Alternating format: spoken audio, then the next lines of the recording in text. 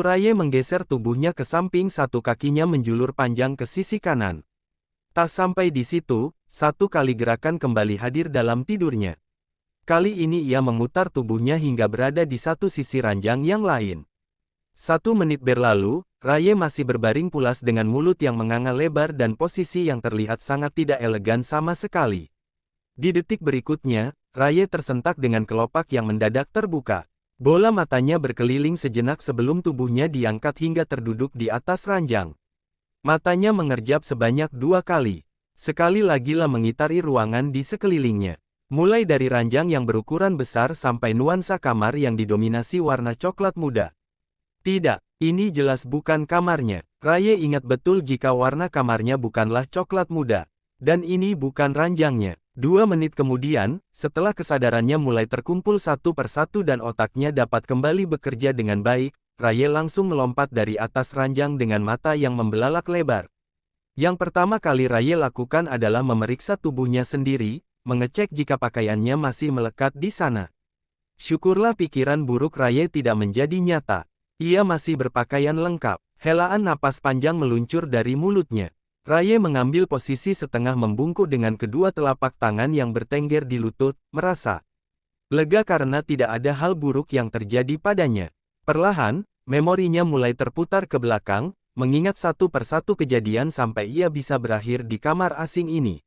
Dan Raye mendapat satu kesimpulan setelahnya, kamar ini milik Roland, lah sedang berada di apartemen pria itu saat ini.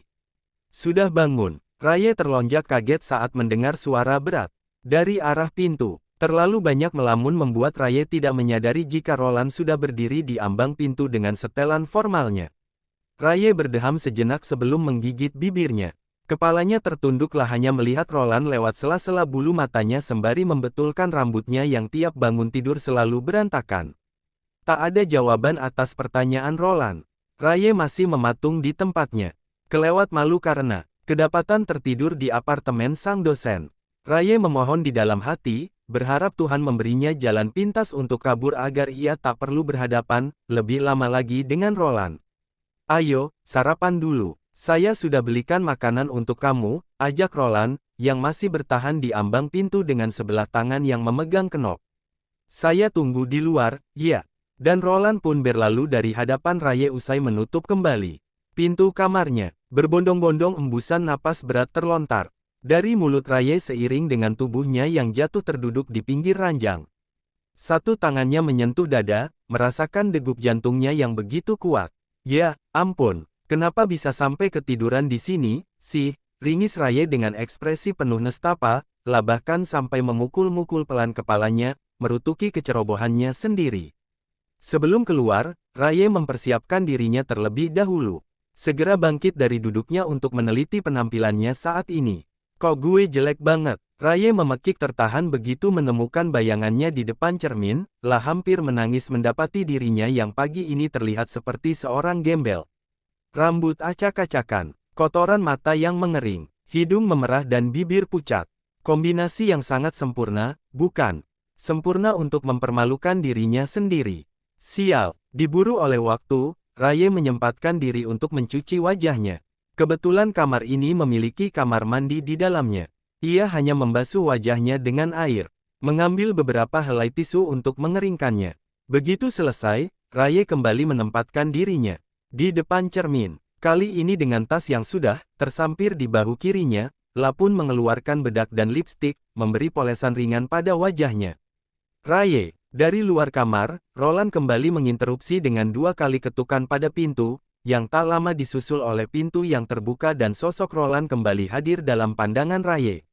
Iya, Pak. Raye berdiri kikuk menghadap Roland. Kedua tangannya bertaut di belakang tubuhnya, menyembunyikan bedak dan lipstik yang masih dalam genggaman. Ayo, sarapan. Kilat kebingungan tampak jelas dalam bola mata Roland. Lia, Pak. Raye mengangguk, lalu berjalan menghampiri Roland sembari memasukkan bedak dan lipstiknya ke dalam tas secara diam-diam. Keduanya lantas sama-sama berjalan menuju meja makan. Sudah tersusun beberapa sajian di sana. Siap untuk disantap. Hari ini kamu ada kuliah pagi, kan? Tanya Roland, sambil memindahkan beberapa lauk ke dalam piringnya. Iya, Pak. Manik Raye berbinar cerah saat menemukan berbagai macam hidangan di atas meja makan, yang sudah pasti akan mengenyangkan perutnya. Ya, sudah, cepat selesaikan makan kamu. Nanti saya anterin pulang. Enggak usah, Pak. Saya bisa pulang sendiri, kok. Sudah tak terhitung berapa banyak penolakan yang Raye utarakan sampai-sampai telinga Roland Hosan. Mendengarnya, memangnya ucapan saya tadi terdengar seperti meminta persetujuan dari kamu? Enggak, kan? Roland menaikkan sebelah alisnya, menunjukkan jumawanya pada Raye. Kunyahan dalam mulut Raye memelan saat pandangannya naik memperhatikan wajah Roland. Tanpa bisa ditahan, bibirnya mengerucut dengan pipi yang menggembung. Seperti biasa, Roland dan sifat diktatornya memang tak bisa dilawan. Tanpa repot-repot membalas ucapan Roland, Raye kembali melanjutkan sarapannya. Toh, mendebat Roland pun hasilnya sama saja. Jadi, lebih baik ia menikmati santap paginya dengan tenang. Hanya suara dentingan dari peralatan makan yang saat ini terdengar di telinga Raye dan Roland. Keduanya tengah fokus pada makanan masing-masing. Tak ada yang berniat untuk membuka obrolan. Hanya tinggal menghabiskan seperempatnya saja, Raye mendapati pesan masuk dalam ponselnya. Selagi mengunyah makanannya, Raye mengecek ponselnya. Nama yang muncul di layar membuatnya menghela napas tanpa sadar, dan itu mengundang perhatian Roland. Bunda, kamu masih nggak mau pulang? Nggak kangen sama papa dan bunda? Raye menelan makanannya dengan susah payah. Tenggorokannya serasa tercekat usai membaca sederet pesan dari nomor ibunya yang berisi pengharapan. Dalam sekian detik, Raye hanya memandangi layar ponselnya tanpa melakukan apapun. Lalu, ia memutuskan untuk membaca pesan ibunya saja, tanpa membalasnya seperti yang ia lakukan selama ini. Ketika hendak mengunci ponselnya, ada satu notifikasi lagi yang masuk ke ponselnya.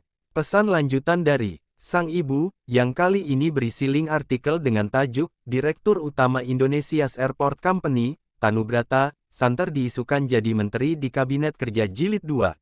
Tanubrata, itu adalah nama ayahnya. Ya, keluarga Raye memang bukan berasal dari kalangan biasa. Ibunya bahkan menjabat sebagai anggota DPR. Dan kini, sosok ayahnya lah yang sering berseliweran keluar masuk media, digadang-gadang sebagai kandidat kuat untuk dilantik menjadi menteri dari presiden terpilih di periode ini. Ada apa? Teguran itu datang dari Roland, membuat Raye terperanjat dan buru-buru mengunci ponselnya sebelum Roland melihat apa yang sedang layar ponselnya tampilkan. Nggak ada, Pak, nggak apa-apa, jawab Raye terlalu cepat hingga kalimatnya terdengar berbelit. Ponselnya kini sudah masuk ke dalam tas. Arah pandangnya pun berlabuh pada Roland, mencoba melempar senyum pada pria itu meski ia yakin senyumnya tampak canggung saat ini. Roland memandangi Raye untuk sekian detik. Dan ia menemukan ekspresi itu lagi di wajah Raye, ekspresi yang menunjukkan seakan-akan gadis itu telah kehilangan gairah dan semangat hidupnya. Meletakkan sendok dan garpunya di atas piring yang masih berisi, Roland melipat kedua tangannya di atas meja dan menatap Raye lekat-lekat. Kedua belah bibirnya terlihat merenggang sebelum satu kalimat penuh terlontar dari sana. Raye, seperti yang pernah saya katakan kemarin, saya akan berusaha untuk membuat kamu selalu baik-baik saja. Jadi, tetaplah bersama saya. Kalaupun kamu butuh sesuatu, jangan sungkan untuk menghubungi saya, ucap Roland dengan kesungguhan dalam suaranya. Juga tatapannya yang penuh keyakinan. Dan janji,